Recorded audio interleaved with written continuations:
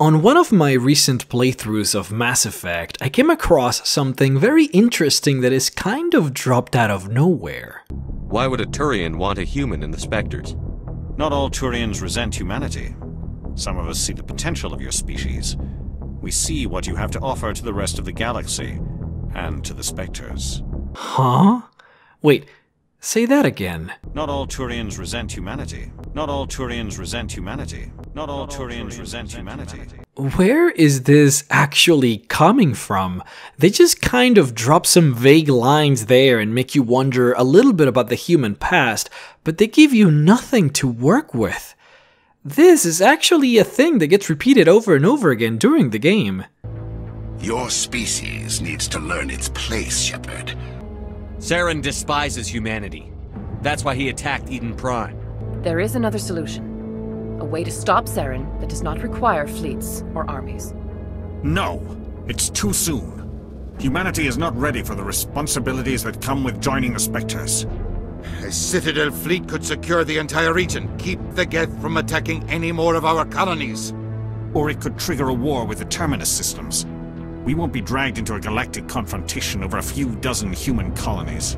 But what can you expect from a human? So, what is the deal? What's going on? See, what the game doesn't tell you is that before the events of Mass Effect 1, there was a war between the humans and the Turians. A war that would have probably changed the entire layout of the universe if it wasn't stopped by the Citadel Council. However, the reason this war broke out actually has its roots way farther into the past. See, during the golden age of the Citadel races, those being the Turians, the Salarians, and the Asari, they explored as much as they could of the world, entering as many mass relays as they could in order to connect with as many races as possible. This actually worked out very well for them, meeting races like the Hanar, the Quarians, the Batarians, the Elcor, and many more. Of course, as you can imagine, this enhanced trade helped out everyone and improved technologies. All was good. Everyone getting along together and becoming one big happy galactic family. That is, until they opened a dormant relay into the Maskim Xol system. The explorers who wanted nothing more than to find species and uplift them in peace found instead a horde of unrelenting, savagely hungry insects called the Rachni. These creatures who wanted nothing but war and destruction. After destroying the ships of the explorers and reverse engineering their ship drives, the Rachni understood the value and potential of Element Zero. Fortunately for them, the planet closest to their own happened to have been hit by an asteroid which contained this element, and with this newfound knowledge, they developed faster than light space travel. Now, the Rachni were not your stereotypical insect-like abomination. They are not like the Zerg or the Tyranid. They are incredibly intelligent and were already spacefaring by the time the explorers came into their system. Their queens, however, were murder hobo and simply wanted war. Negotiations were futile since the queens could not be reached from all the way down in their planet, a planet that was completely unlivable by normal alien standards. Toxic and whatnot. Even with spacesuits, it became relatively impossible to survive down there, which made offensive incursions very, very difficult. This war lasted for over 300 years. 300 years of fighting a losing war because, believe it or not, the insects were actually destroying the Council races. A victory was won only thanks to the Krogan, who the Salarians had uplifted from their own toxic planet. They were given technology, a new planet to live on, and the support of the Council in exchange for their help in the war. See, the Krogan reproductive cycle is extremely quick, which allowed for a very fast reinforcement ratio compared to the rest of the races of the galaxy. See, that's why the Rachni were also such a problem. They were very intelligent and they reproduced hilariously fast, so the Krogan proved to be their match in this respect. The Krogan's regenerative abilities allowed them to survive in the toxic homeworld of the Rachni and helped them in their victory against their queen, a victory that left no Rachni alive. they went for a complete and absolute annihilation. After 300 years of war, the council races figured that there was just no other way since the queens did not want peace, and as such, the Turians made the Rachni go extinct. After these long grueling years of war, the council decided that never again would they open another dormant relay for fear that they would find themselves embroiled in another galactic war. Now all that backstory I just gave you about the famous Rachni Wars comes into play here. Back to the topic at hand with the humans against the Turians. Now, 26 years before the events of Mass Effect 1, the humans had found their own mass relay thanks to a Prothean cache that they had found on Mars. This allowed the humans to learn Prothean technology, improved their ship drives, learn faster than light travel, and explore the galaxy. Unfortunately for them, the very first thing they started doing after learning to use the mass relays was to use more mass relays. That's right.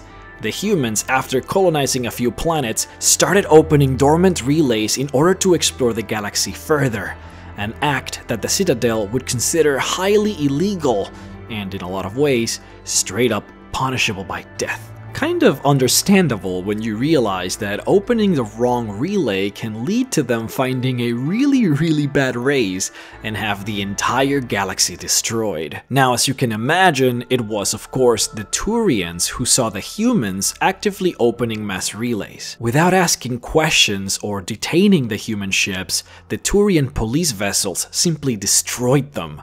This caused an uproar back on Earth. The humans had made first contact with an alien race, and that race was aggressive. At least that's what they thought. A retaliatory strike came from the humans and they destroyed the Turian ships, and this quickly escalated into a war. The Turians simply doing the police work of the Citadel, protecting an unopened mass relay, and the humans thinking that there were aliens out there who wanted nothing but to destroy anything that moved. See, when we look at Turians from a human perspective, it is very easy to understand why we would jump into a war with them directly. They shot first and destroy our ships. The way they look is very reminiscent of an insect-like evil alien species, and they are very highly militarized. Nothing that you might see from a typical peace-loving diplomatic race, right? They look like monsters, man. But maybe that's just me being racist. The Turians, on the other hand, probably thought that they were just a small planet, probably just out there to do terrorist attacks by opening dormant relays. Do keep in mind that at the time, this airspace was basically considered the Attican Traverse, or in other words, basically no man's land. Much of the space that humans colonized was always considered dangerous because it was basically on the edge of Citadel space, a location that was incredibly difficult to really defend. Most of the morally corrupt races that live in there do so because they don't respect the rule of law of the Council. This means that the Turians probably thought of the humans as being just one of the many races that form part of the Terminus systems, just another race of bandits basically, and that's probably why they shot first before asking questions. All in all, it was just a shitty place to be in, and now both races were at war with each other. The biggest moment of the war was the attack on Shanxi, a human colony near the Shanxi Theta mass relay. After constant bombardment and siege warfare, the Turians managed to occupy the planet, basically by starving the humans inside. They would drop orbiting debris into the cities, completely destroying entire human settlements in order to strike at a few marine units. Eventually, and slowly, the Turians fought a guerrilla-style war on foot on the planet, and eventually, the humans on Shanxi were forced to surrender. Now, the Turians themselves had a lot of experience in space warfare. Their weapons were also more advanced than ours, but they were suffering from some extreme logistical issues. Their unique biology was screwing them in this war. See, the Turian world of Palaven has a very weak metal core, and as such, it generates a weak magnetic field that doesn't really protect them very well against the radiation of their sun.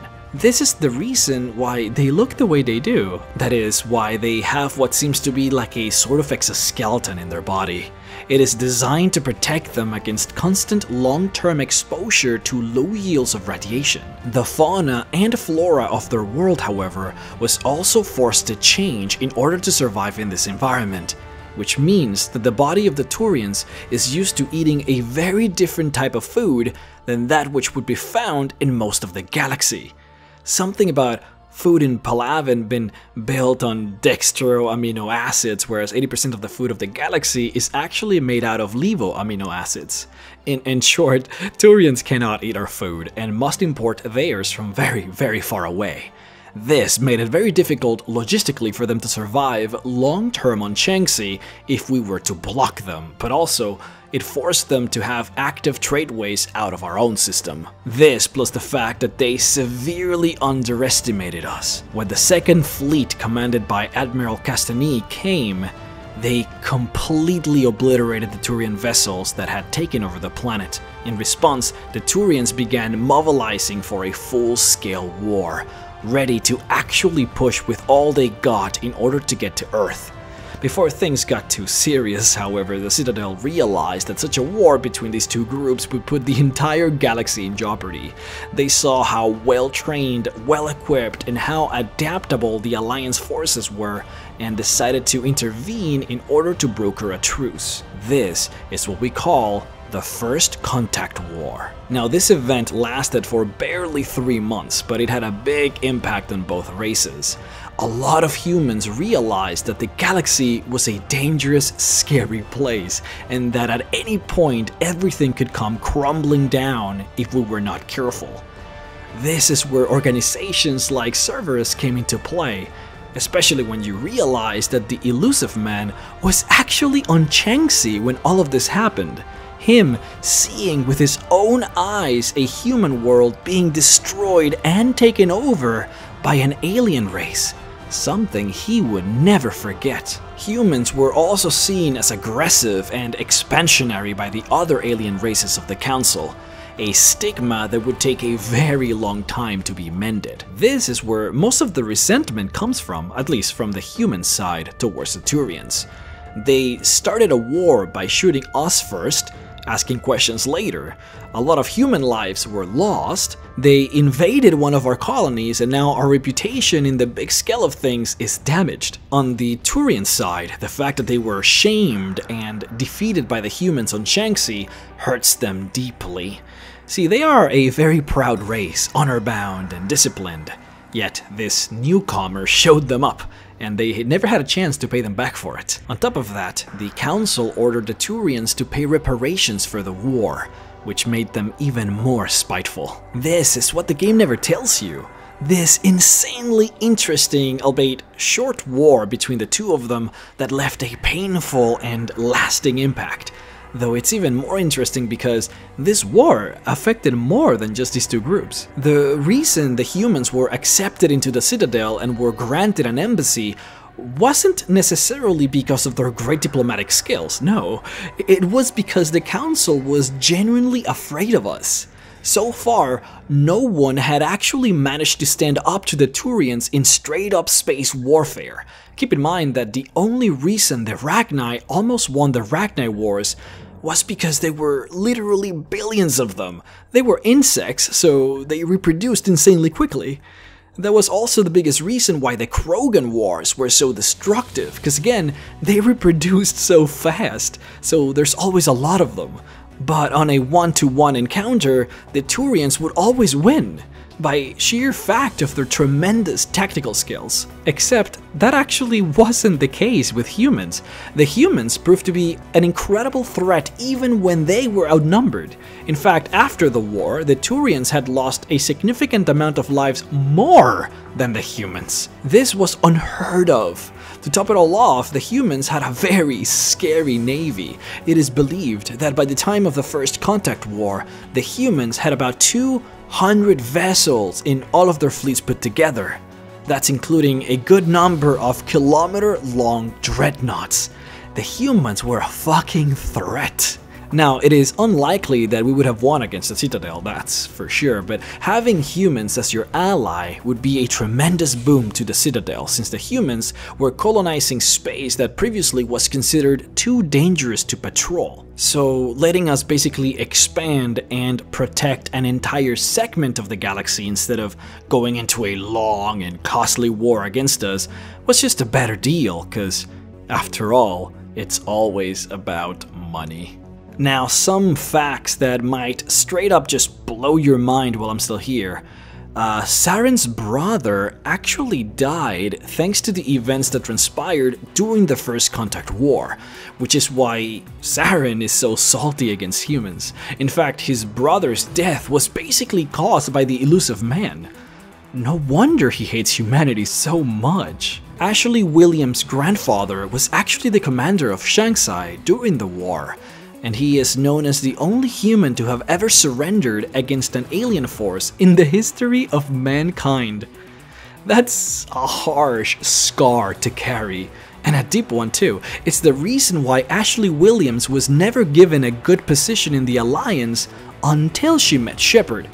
That stigma has carried along her family lineage ever since. And lastly, the humans still have nuclear probes scattered all across Turian space. They have had those since the war and have never disposed of them. If they wanted, they could theoretically launch those into Palaven or any other Turian planet and create tremendous damage. Whether they have them there just in case, or whether they simply can't get rid of them anymore, it's not really known, but if the Turians were to find out, would probably mean disaster. I would like to thank my patrons Alex Fitchy, Tovi Oliver, and Dylan Baker for supporting me on patreon.com/MrRhexx at the $25 level. If you would like to support this channel, then feel free to drop me $1 or $2 in there, or otherwise, simply leave me a like and a comment here on the video. It all helps. Thank you all so much for watching, and see you on the next story.